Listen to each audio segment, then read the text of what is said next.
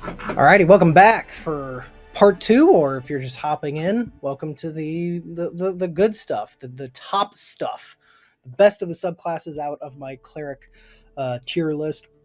Again, so far we've looked at F tier, D tier, and C tier. The rest of this video is going to be looking at our Bs, our As, and of course our S. So let's get right on into it here. Looking at B tier, we have the Order Cleric. For our spell list, we have spells like Command, Heroism, Hold Person, Zone of Truth, Mass, Healing Word, Slow, Compulsion, Locate Creature, Commune, and Dominate Person.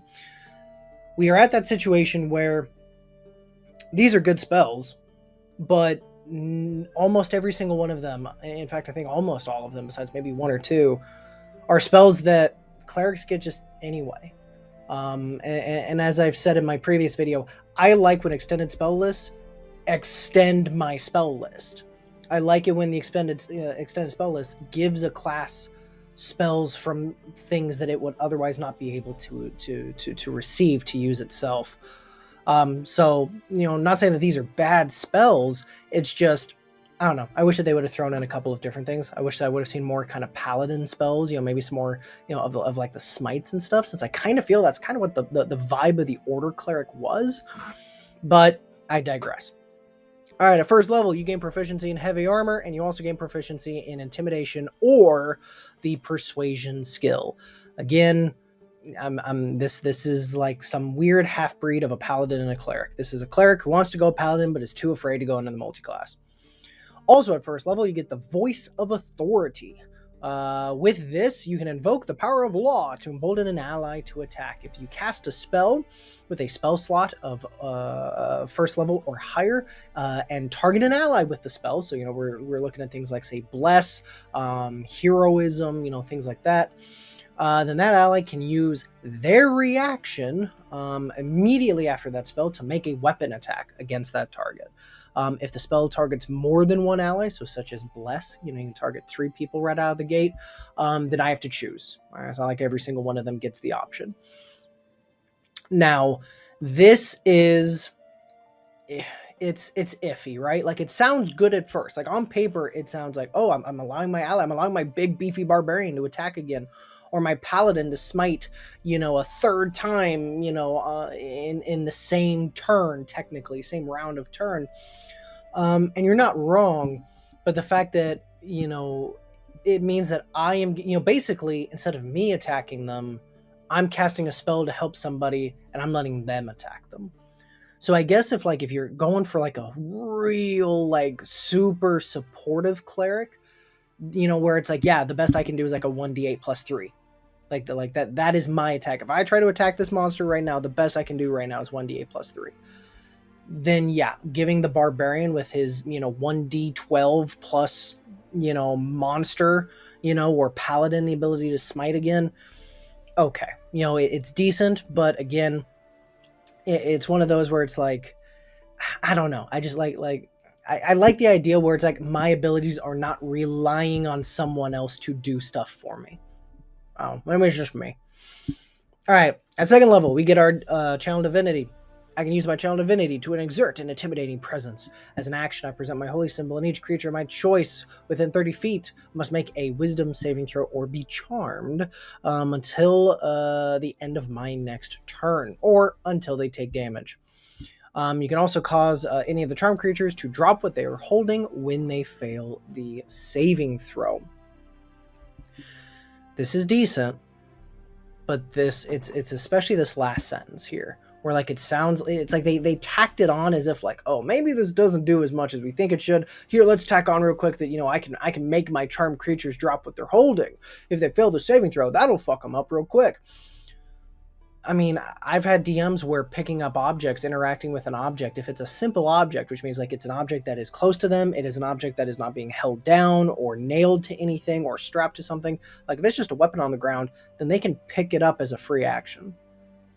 So if, say, I use this ability, I charm an enemy, one of my buddies on their turn hits it, because it says that it only lasts until they take damage, or, until the end of my next turn. So not for very long.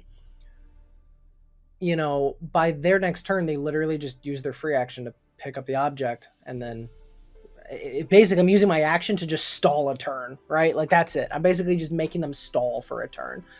I don't know. This is just it's maybe if they have like a big shield and like you the party have figured out that like wow, this monster has a 19 AC but 3 of it is coming from a shield they're holding. Maybe it'd be useful. But again, whenever I start having to go into those maybes, it's why it's not A tier. All right, at 6th level, you become remarkably adept at channeling magical energy to compel others. Oh, look, we went away from the just add a D8 on something. If you cast a spell of the enchantment school using a spell slot of 1st or higher, you can change the spell's casting time to 1 bonus action for this casting, providing that the spell's casting time is normally just 1 action.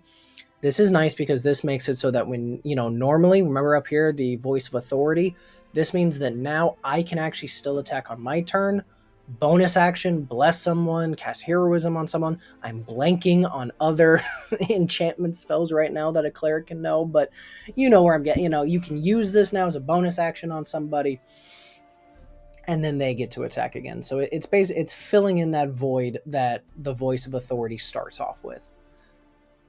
Okay, that's good. I like that. All right. You can use this feature a number of times equal to your wisdom modifier, and you regain all of them at a long rest. This is the kicker. The fact that I could only use them 4 times a day, 3 times a day, depending on how high my wisdom is. Especially since the vibe of this character is going towards melee, then that means that odds are your highest stats are probably your wisdom and your strength. You're probably having to kind of split them. So your wisdom is probably not 20. It's probably like 16, maybe 18 at the highest. Yeah, kind of iffy. All right, at 8th level. Oh, here it is. I get to add a D8 of damage to my melee attack. Here we go. And at 17, we have the Order's Wrath. Enemies you designate for destruction wilt under the combined efforts of me and my allies. If I deal divine strike damage, so if I hit them successfully with my melee attack, I can curse that creature. The next time one of my allies hits the cursed creature, that target takes 2d8 psychic damage, and then the curse ends. This is one of the most lackluster. Like, this is up there with, like, Knowledge Domain Cleric. I would take the Knowledge Domain Cleric 17th ability over this fucking thing. 2d8 psychic damage. That's what you get at your capstone. Your capstone for 17th level, you get to do 2d8 more psychic damage. No, it's not even you. It's your ally. Your ally gets to do 2d8 more psychic damage. And it's only on that next strike. One of your allies hits. This is shit. This right here... Like, I bitch about how, like, most campaigns don't last this long. They usually don't get to the end of Tier 4, so they usually don't end up getting to level 17 and up. So, like, really, it shouldn't matter to me, but it does. Like, how can you give so many cool abilities, Wizards of the Coast, and then so many of these 17th level capstone abilities are just like, yeah, we'll let them do an extra 2d8 damage. That works good. Like, go fuck yourself. Like, this is just, like, as everything else is great, and then you get to hear it, and it's just like, it's just awful. But yeah, so this is why it's the bottom of my, it's why we're at B tier. It's still better than some of my other classes, but there's just things about it that just, when you think about it, and you think about how it would be used, you realize maybe not the best. All right, moving on to my B tier here. My War Cleric. My spells include things like Divine Favor, Shield of Faith, Magic Weapon, Spirit Weapon, Crusaders, Spiritual Weapon, Spirit Guardians, Freedom of Movement, Stone Skin, Flame Strike, and Whole Monster. Great combination of spells, but again, a lot of them, any of my clerics could learn it. So they're good spells to have, but I wish they would have expanded on it. I get Martial Weapons and Heavy Armor. Good. Ward Priest from 1st level. All right, when I use the attack action, I can make 1 bonus attack as a bonus action. You can use this feature a number of times equal to my wisdom modifier. So it is a cool ability. I'm not trying to take that away from the War Cleric. I like that this is an ability. I like that they gave the War Cleric an early way to attack multiple times. I like that this is a cleric that can attack 3 times once they get to level, whatever the fuck it is, level 5 or whatever. My only issue with this is that you only get to do this up to your wisdom modifier on a build, on a cleric that you know you are spending most of you're splitting your points, right? If you're playing a good war cleric who's not dying instantly, then you need to have a decent con. If you want to actually hit hard, you got to have shit in your strength, which means wisdom is probably your second or third highest stat. So this means that even though this sounds awesome, people will think that, oh, it's a cleric, so it'll probably have a +4 or 5 in its wisdom. No, you won't. You'll have a 3, maybe. Because again, and I keep getting excited. I just want to move on to A tier. But it sounds really good, but when you really think about it, it's like, okay, I might get 3 extra attacks in a day. So depending on how often you end up playing, being in combat encounters, this may be one fight. This may be, you may have to choose, spread it out amongst other fights. I don't know. It's not horrible, but when you put it into perspective, you realize, like, yeah, this is why it's not A tier. All right, Channel Divinity. Here we go. Here's where it gets interesting. All right, Channel Divinity. All right, when I see someone else make a attack, I can use my if I make an attack against something, I can add that +10. All right, in order to increase it, or at 6th level, all right, once I reach my 6th level, then I can use my War God's Blessing to add it on to someone else's. To be honest, using it on yourself, unless you're making some hybrid like cleric barbarian or cleric paladin where like I'm going to smite next hit, so I'm going to make sure I fucking hit this time, it's cool. But again, you are not, clerics are, no matter how bad you try to build a cleric, if you go straight cleric, it's hard to make a great melee combatant. Again, you probably have a shield, you probably have a 1d8 mace of some kind or warhammer that you're single-handedly running it, so that's a d8. Because you're splitting your stats, you probably have like a 16, 17 in your strength, so you're doing like a d8 +3. Sure, if you're that dedicated to hit it, add that +10 to yourself. But at least at 6th level, you get to add it on to somebody else. That might help you out. That might make that barbarian, going reckless, great weapon master. Now we're talking. All right, at 8th level, you gain the ability to infuse my weapon. Oh, look, I get to add a d8 to my damage. 17th level, we just blow by that shit at this point. At 17th level, I am the Avatar of Battle. I gain resistance to bludgeoning, piercing, and slashing damage from non-magical attacks. Congratulations, you finally get what the barbarian gets level 1. Yes, it is as brutally honest as that. The reason why this is worse than the barbarian's rage, because this is worse. The reason why this is worse than the barbarian's rage, even though you may say like, oh, but the barbarian could only rage so many times a day, it's because you're at 17th level. A barbarian has been able to rage the entire campaign. Back when you were fighting things where it being resistant to most of the damage types that early levels were getting hit by actually mattered. You're at 17th level. Who are you fighting at 17th level that is using basic non-magical bludgeoning, piercing, and slashing damage? Like I don't know. Like at 17th level, you're fighting Vecna.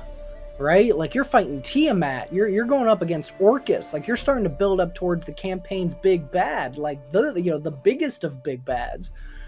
You mean to tell me that that they're going to be hitting you with basic non-magical bludgeoning, piercing, and slashing damage? No. This is why this is worse than the Barbarian's Rage. I'm glad that you get something. I guess like it kind of would make you feel powerful, but again, this is one of those abilities where you have to look at it from the perspective of of context. I get this ability, when do I get it? And at 17th level, there's no fucking point. So it's a good cleric, but these are the reasons why it's in my B tier. All right, the fact that yes, I get this +10, but I'm not going to be the biggest of damage bruisers unless I'm multi-classing. I get resistance to shit, but not until I'm 17th level. They're good abilities, but they're on a class that just can't really utilize them too much, or when they do get them, they're not useful anymore. So, B tier. Then let's do and move on in. We've made it here to the top dogs, the A tiers. First off, Forge Cleric.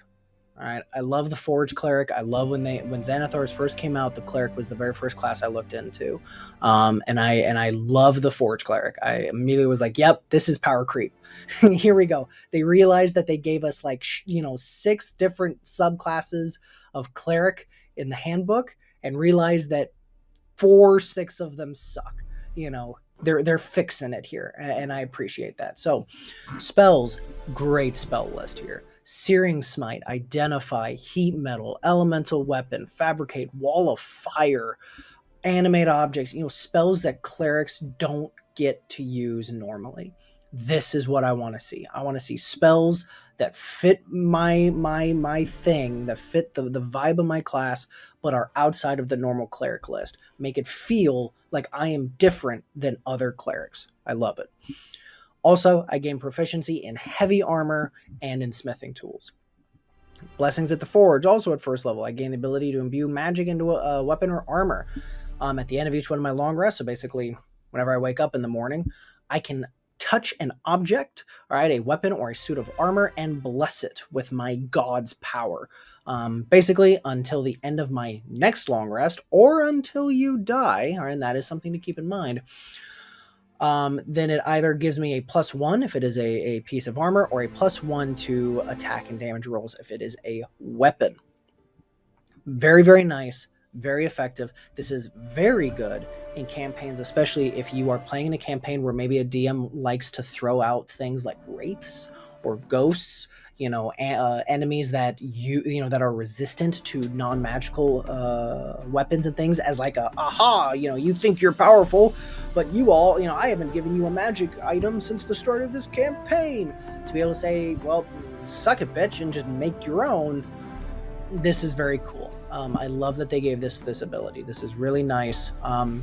Whether you use it on yourself or bless the barbarian's axe and let them go to town on shit. Either way, great ability. All right, at second level, you get our Channel Divinity. All right, I conduct an hour-long ritual that crafts a non-magical item that must include some sort of metal. All right, this could be a simple or martial weapon. This could be a suit of armor, 10 pieces of ammunition. I don't understand how I could make a suit of armor, but only 10 pieces of ammunition. I think that those two are not equal, but okay. A set of tools or another metal object. The creation is completed at the end of the hour, coalescing in an unoccupied space of your choice on a surface within 5 feet of you. The thing you create cannot be worth more than 100 gold pieces, and as part of the ritual, you must lay out metal, which can include coins with a value equal to the creation. The metal irretrievably coalesces and transforms into creation at the ritual's end, magically forming even non-metal parts of the creation. So basically, after an hour long, I can make something that is worth no more than 100 gold pieces worth, but I have to have 100 gold pieces worth of material to use it. It's interesting. It's unique. It's creative. I like the vibe that it gives. We are, after all, a forge cleric. My only problem is that, one, you have to have the material on you, which maybe if your DM is nice enough, maybe they're pretty willing to, you go into town and, the blacksmith is about to throw out all of his iron scraps. It's only worth a gold piece maybe, and most of it is shavings. Most of it is metal pieces that could never be reforged without magical means. He'd be willing to give it to you. But I think that you're going to find yourself using this ability much, much less than you think you will. Unless you have a rogue who just sucks at their lockpicking and keeps breaking their tools. But overall, it's not bad, but it is what it is. All right. The ritual can create a duplicate of non-magical item that contains metal, such as a key, if you possess the original during the ritual. So I guess, So I guess in certain situations, maybe you broke in and stole a key, to a house that part of the, whatever mission that you're on, quest you're on, is you need to get back in that house at some point, but you only have that key for a certain amount of time, because you don't want to get caught with the key or something. Then this could be useful. But again, you have to have metal equal to it. You have to have the object. It takes an hour long. It is what it is. All right. Soul of the Forge, starting at 6th level, your Mastery of the Forge grants you special abilities. I am now resistant to fire damage, and while I wear heavy armor, I gain +1 to my AC. Good abilities. Both of them solid. Fire damage, I think, does come up often. I think in the grand total of things, fire is maybe one of the more common elemental types of damage that gets dealt to people. So the fact that I'm now resistant to it by just being me, pretty cool. 8th level, all right, here we go. I get to add 1d8 fire damage on my target. 14th level, 2d8. Blah, blah, blah. All right, 17th level, Saint of Forge and Fire. All right, I am blessed with the affinity with fire and metal becomes more powerful. I am now immune to fire damage. So if you happen to know that the big bad at the end of this campaign is an ancient red dragon, here you go, boys. Here we go. While wearing heavy armor, you also are resistant to non-magical piercing, slashing, and bludgeoning damage. The only reason now I would give this the same exact shitty critique that I gave the War Cleric, but the fact that they also grant immunity to fire damage means I cannot do so. So again, yes, being resistant to non-magical bludgeoning, piercing, and slashing damage is great. But again, you get it at 17th level. It's, it is not, knowing the context, this ability is not as good as you think it is. However, being immune to fire damage, that means, I can hog wrestle someone into a pit of lava and I'll be just fine, unless your DM decides to rule otherwise. But in theory, I'll be just fine. You're about to take, 50 d8 fire damage or whatever the outrageous lava damage is that Jeremy Crawford and them have come out and admitted to. So yeah, great class, definitely A tier. If you pick this, you will not regret it. This is a fantastic D&D class, 100%. All right, let's take it with A tier. We go into Life Cleric. This is probably not just my favorite subclass of Cleric, but I think it might be one of my favorite subclasses of all time. I don't know. There's just, to me, the Life Cleric is like the personification of, hey, we know what you were aiming for. If someone plays Life Cleric, the full Life Cleric, they as high as level as they can go, it's like this is the subclass where Wizards of the Coast went, okay, we know what you wanted, so here's what we're going to get you. We're going to give you everything that helps you be what you were aiming to be because you picked this class. I don't know. I personally, I think that's really cool. I love that is, I love the vibe of this class, everything about it. So first off, the spells. I am a little disappointed that they didn't add anything into this, that there's no spells whatsoever. But then again, I don't know if there is any spells that are outside the Cleric spell list that help out the Life Cleric do what they're designed to do. So I understand, but hey, I've bitched that, my, how much I wish that, expanded spell list gave me spells outside the Cleric. So I gotta stick with it. Bonus proficiency at first level, you gain proficiency with heavy armor, helps you stay alive because after all, you are the healer. That is your goal. All right, Disciple of Life. Here it is. Here's that ability that people pick Life Cleric for. At first level, when you heal someone using a spell slot, it's got to be using a spell slot, so you can't use this for, a Celestial Warlock dip, or a Druid ability if it, from like the Circle of Dreams or whatever it is, it's got to be a spell slot, but you gain an additional 2 plus the spell's level here. Heal. Now, this may not seem like that big of a deal, but you got to look at it from a game of averages. All right, let's take just your basic Cure Wounds. All right, probably one of the most used heal spells you are going to be using as a Cleric. Normally, it's 1d8 plus your Wisdom modifier. Let's say your Wisdom modifier is 16, so it's plus 3. Average of a d8 is about 4.5 or 5. So you're looking at an average of about 7. All right, you're looking about 6 to 7 on average is going to be your heal on an average Cure Wounds. If you have this, however, you get to add 3 to it, which means your average isn't 6 or 7. Your average is 10 to 11 on average. That's 50%. And it gets better the smaller the heal. Take Healing Word. All right, arguably one of the most broken spells in the game for how dumb it may sound. Yet at 60 feet, bonus action, 1d4 plus Wisdom modifier. By having this ability, I am basically doubling my healing ability, because the average of a D4 is 2.5 and 3. This is 3 at first level. So it's basically like I'm casting Healing Word at level 2 right out of the gate. Absolutely amazing. It scales. I love that it says 2 plus spell level and not D4 plus spell level. That way you never have to wonder like, oh, what if I roll a 1 on this? It's always going to be something decent. Love this ability, and I love that you get it early. All right, for your Channel Divinity, you get Preserve Life. At second level, you basically get to see any creature within 30 feet of you, and you have a healing pool that is 5 times your cleric level, and you can just go, hey, as an action, you all get to go up by a certain amount as you split up that healing pool. So if you have, 3 party members down, you can give each one of them 1 hit point, and oh look, your death saves are erased, you're conscious, and next turn you can get up and do something. This is fantastic. This is a fantastic heal. It is ranged out to 30 feet. Now granted, you cannot heal them more than half of their maximum. So, if your fighter is down and he started with, 30 HP, let's say, you can't heal him more than 15, but hey, 15 is still a lot.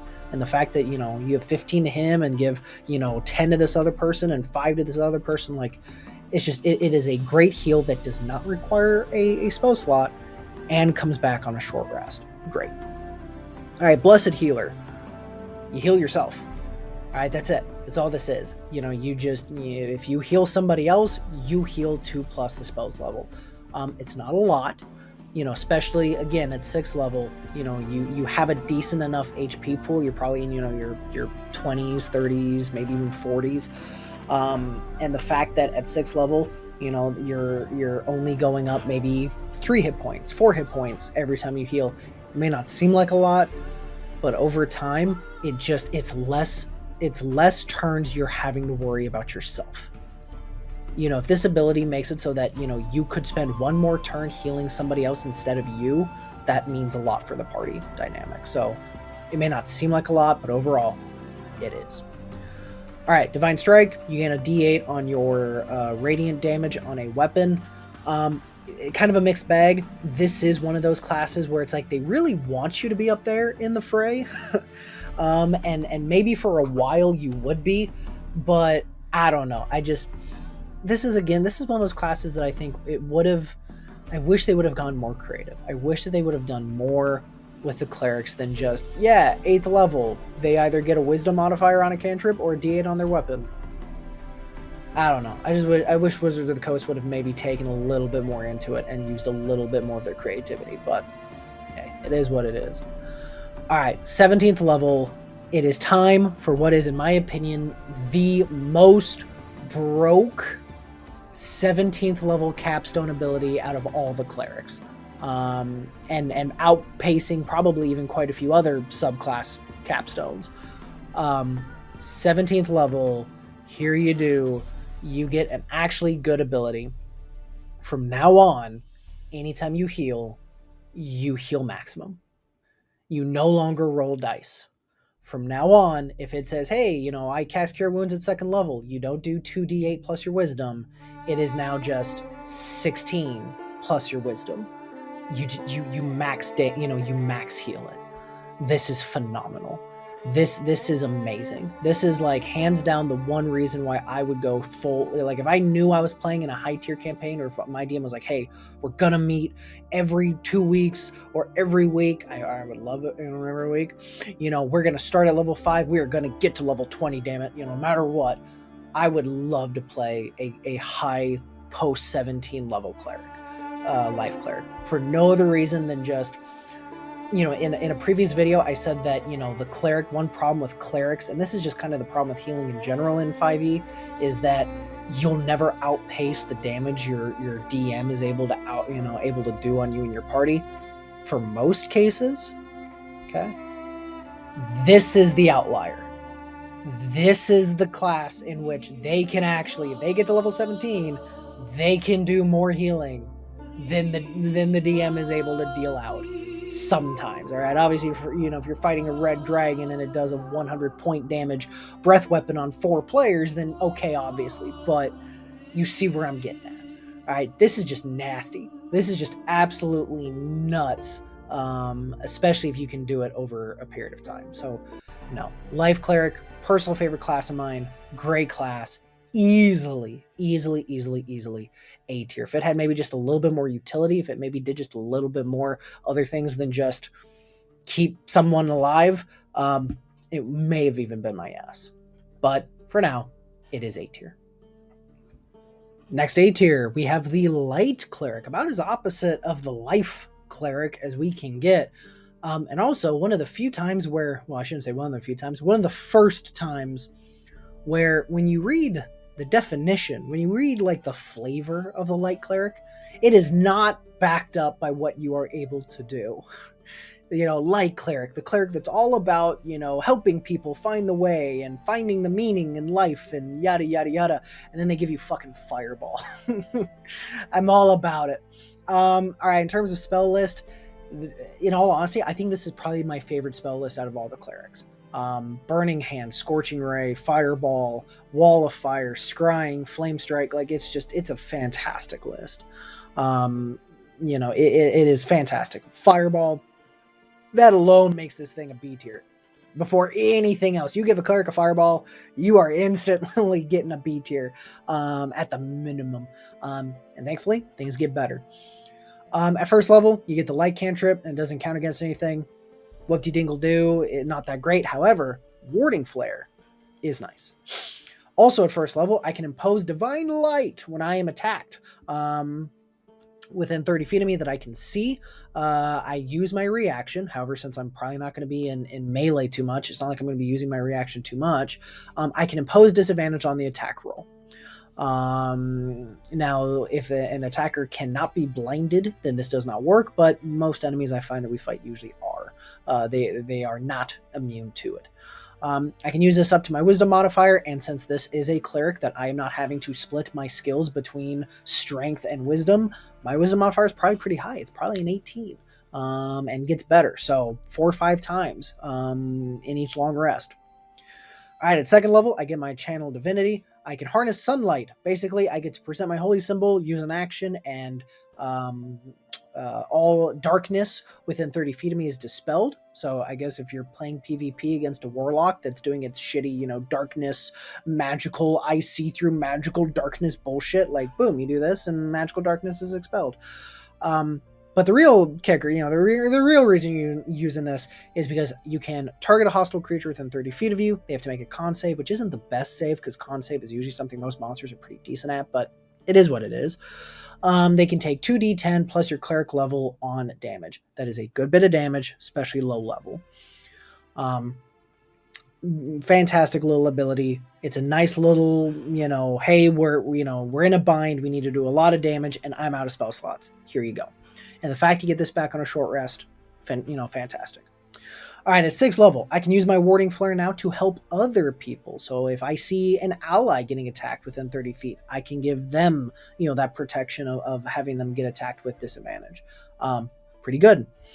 8th level, I get to use my Wisdom modifier on any of my Cleric cantrips. Since I am probably a spellcaster, and since I am a Cleric spellcaster, I'll take it. Again, as I've said before, it kind of sucks because, by 8th level, are you really telling me that you're using cantrips most of the time? Maybe with this character you are, but most of the time I doubt it. All right, 17th level, Corona of Light. I use an action to activate an Aurora of Sunlight that lasts for a minute. I emit bright light in 60 feet and dim light in another 30. Enemies in the bright light have disadvantage on all saving throws against any spells that deal fire or radiant damage. Basically, you do this, and then you cast Wall of Fire. Or you cast Fireball. Or you allow, your wizard or sorcerer or any other of your spellcasters who deal fire damage of some kind or radiant damage of some kind if they have one. And now you really increase the likelihood of them getting hit by it. It's a good ability. It's not the best, but it's decent. It's not bad. That's why it's an A tier. All right, Sticking with our A tier, going into Peace Cleric, another good looking spell list, and I like that again. This one actually gives us spells that are normally outside of it, such as Udalok's Resilient Sphere, Warding Bond, Heroism, things like that. At first domain, I gain proficiency in the Insight, Persuasion, or Performance skill. But this next ability is the fun one. This is the interesting one. This is the one where Cleric got a power creep, and this alone gives Peace Cleric a huge advantage. At first level, I can forge an empowering bond. As an action, I choose a number of willing creatures within 30 feet of myself equal to my proficiency bonus. So this scales. Eventually, I can include everybody in my party unless I'm playing with a lot of people. You create a magical bond that for the next 10 minutes, any creature that is bonded can roll a d4 and add it to an ability check, an attack roll, or a saving throw. They cannot use it more than once per turn, so it's not like Bless where they can use it every time they attack. It's only once per turn. But the fact that it's there's no concentration, the fact that this is something that you could probably implement before a combat even occurs, and the fact that it stacks. You can use this and then also cast Bless on them. This is fantastic. This is a great utility piece. All right, for Channel Divinity, Balm of Peace. Basically, you move around a lot and you touch a whole bunch of people on the butts, and in return, you get to restore their hit points equal to 2d6 plus your Wisdom modifier. It's an interesting take on healing.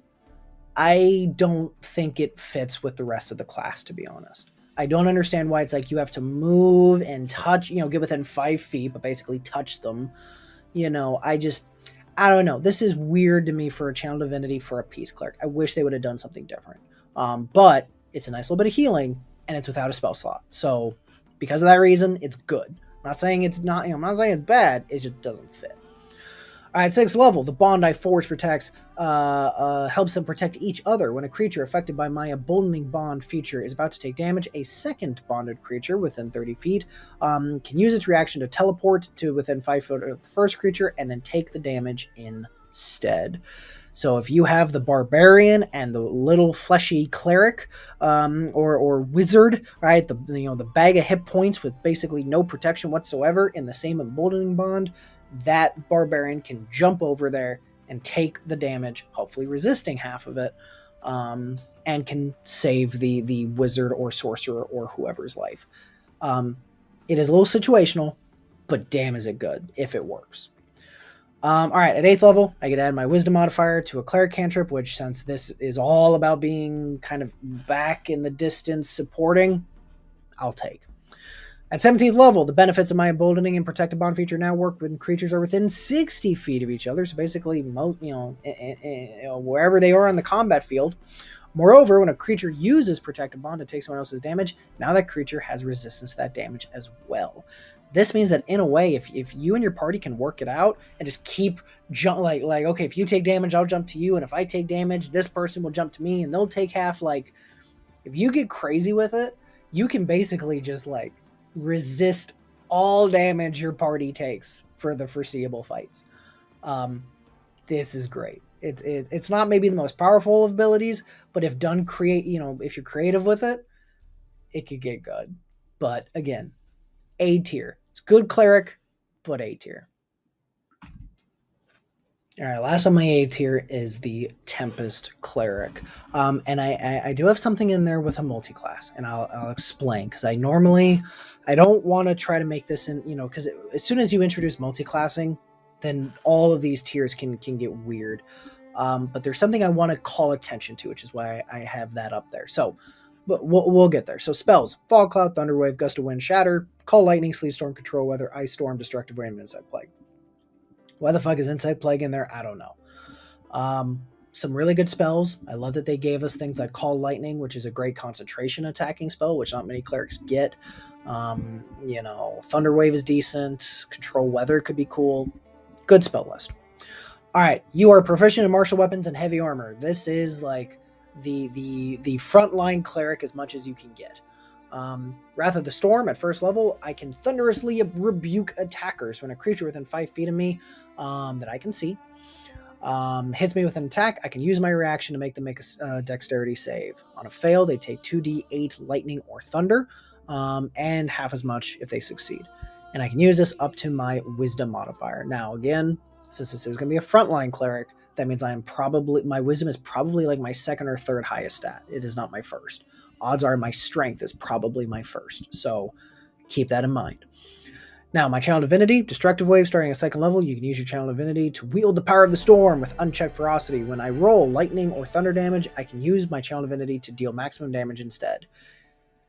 This is where that multi-class is going to come in. All right, just wait a second, okay? All right, 6th level. When I deal lightning damage to a larger, smaller creature, I can push them 10 feet away from me. So, again, it's... I don't know if maybe this is like on DMs a lot. I just find that on average, I don't really need them to get pushed 10 feet away from me. You know, like it's just, you know, maybe there might be instances where I need to, but I don't know. There's just something about this where I'm just like, okay, like it is what it is, but like it's not good. Like it's not something that's game changing, but oh well. All right, at 8th level, I gain the ability to infuse your weapon strikes with divine energy. Once on each of your turns, when you hit a creature with a weapon attack, I can cause that attack to deal an extra. You'll never guess. Oh look, it's the D8. Thunder damage. 14th level at 14th level increases to 2d8. All right, Stormborn at 17th level, I get to fucking fly. All right, I get a flying speed equal to my current walking speed when I am not underground or indoors.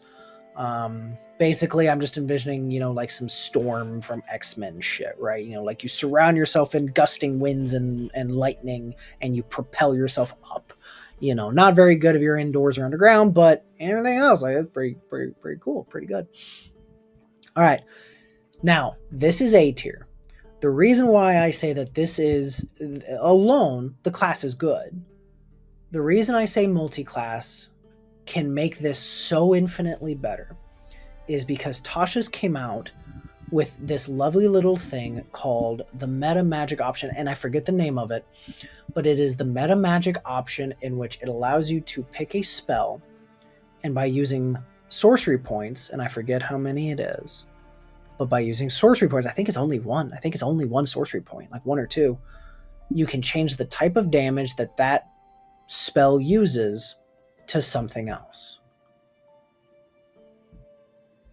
So if you multi-class, even just like 2 or 3 levels of my Tempest Cleric here with a sorcerer, then that means that maybe 2-3 times a day you could change whatever is your most powerful spell, which I think is like, you know, probably Flame Strike or Earthquake or you know, some, you know, your biggest, meatiest spell, change it to lightning damage, and then use your Channel Divinity.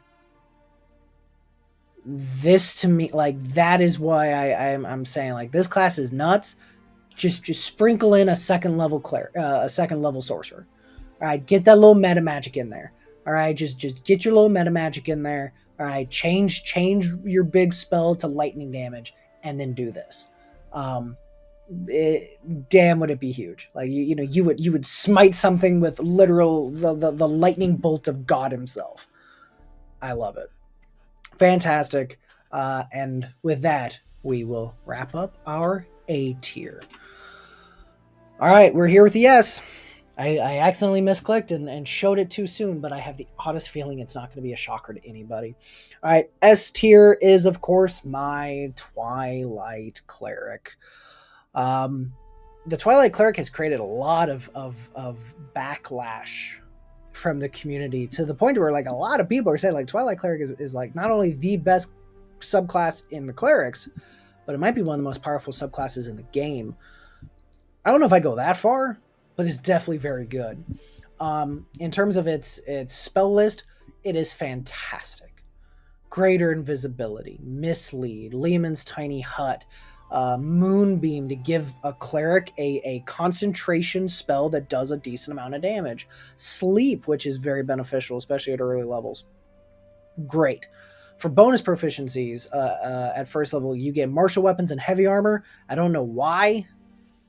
I don't feel like this is a class that is going to be up there in the front too much, but maybe, I guess. Well, I guess it will. I guess it would be. So yeah, okay, makes sense. Also at first level, because here we are. We got a lot of things going on at first level because this is from Tasha's. Tasha's does a lot of nice things for the clerics. You have dark vision out to 300 feet, and you can split it up amongst other people, and it lasts for an hour. I think it's a little bit of an overkill. I don't know if I've ever known a DM who's like, yes, you have dark vision, but only out to 60 feet. Perfect. I'm going to make shit happen 65 feet away from you. Usually if you have dark vision, you have dark vision. And your DM is like, okay, like I'm going to let you see shit that maybe other people would not have seen. So the fact it's 300 feet is great, but I feel like that's a little, it's not going to be that big of a deal, but maybe. All right. Also at first level, as an action, you can touch a creature, including yourself, and give whoever it is an advantage on their next initiative roll. Nice, simple, good. All right, for Channel Divinity, this is where a lot of people think it gets overpowered.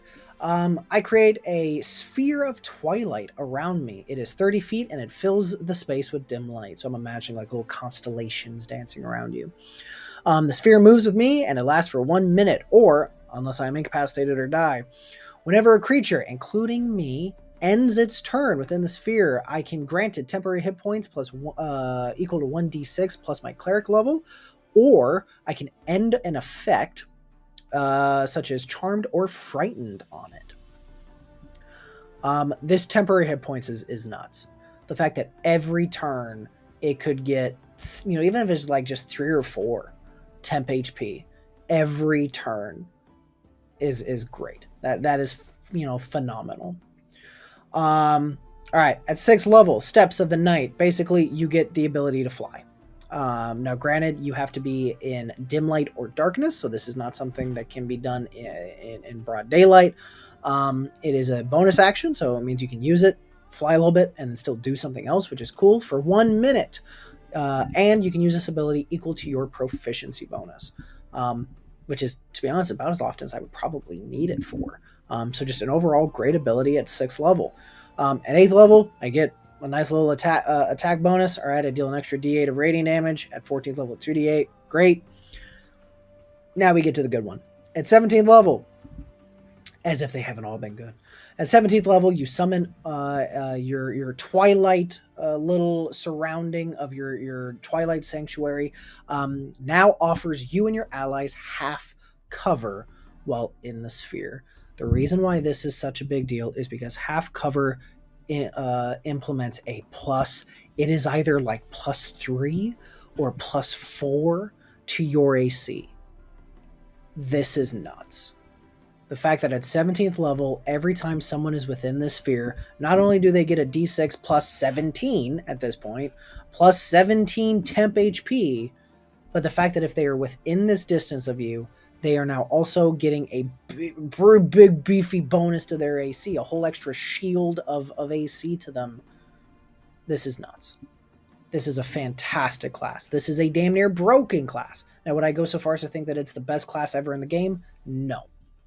But it is definitely a very solid class, and it is a class that will note, like, you pick this class, you will have fun. You will have it gives you so many cool things to play with, such as the ability to fly, some of the spells that you get, such as Tiny Hut, Greater Invisibility, your Twilight Shroud at 17th level. Like, it gives you so many cool, fun things to do. It's a fantastic class, and it is why I give it the rank of S tier. It is the best cleric class, in my opinion. All right, with that, another list has been done. That is my cleric subclass review. Ending here with my S tier Twilight. Going through the other 13, 14 subclasses, and again, that isn't even all of them. There's some that are in UA, and some of them that are in Guide to Wildmount and Explorers to Exandria and stuff like that. But we've gone through the list, we've seen them all, done them all. It's my favorite class. I love the cleric. I think the cleric is one of the most powerful and fun, unique classes of the game. I think it's maybe lost some of its uniqueness as the time has gone on because of the fact that so many other classes have unlocked their healing abilities. But I'd still play a cleric in almost any campaign. If I ever had to join a campaign and they said, hey, you can play whatever you want, but we'd really appreciate if you played a healer. I'm all about it.